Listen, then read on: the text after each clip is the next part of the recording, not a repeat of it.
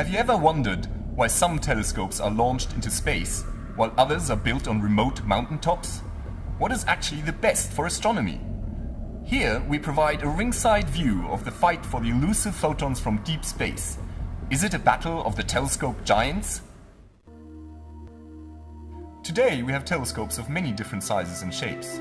Some are on the ground, like ESO's Very Large Telescope, located on a remote 2,600-meter high mountain in the Atacama Desert in Chile. It's seen here in one of the most sophisticated computer models ever made.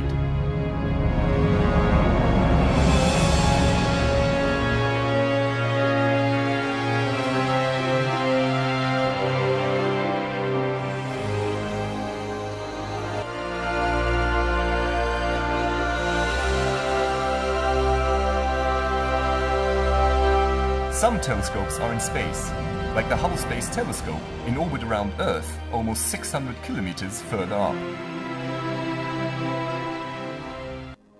So how does a telescope work?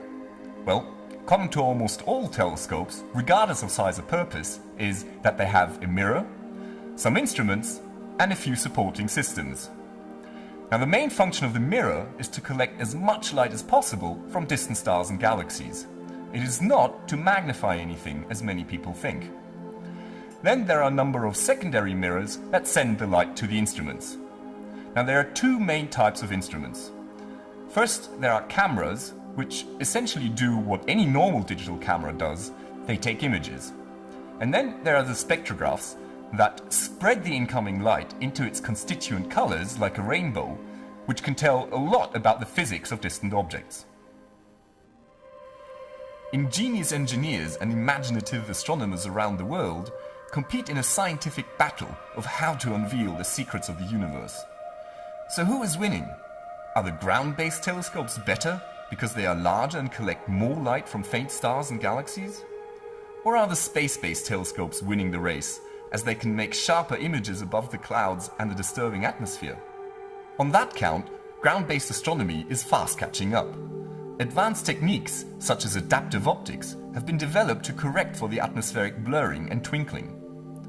On the other hand, the atmosphere blocks certain wavelengths of light.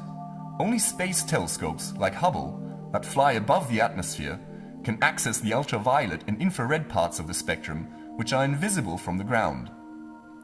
Ground-based telescopes, on the other hand, can observe larger portions of the sky in one go, and also usually have more specialized instruments that are easier to change when new techniques are developed. Observing teams often use combinations of different telescopes on the ground and in space to solve the riddles of the universe. So the bottom line is, it's not a competition.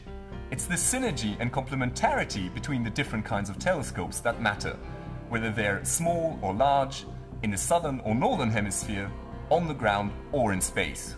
What matters is that they're all working towards a common cause, discovering the secrets of the world around us.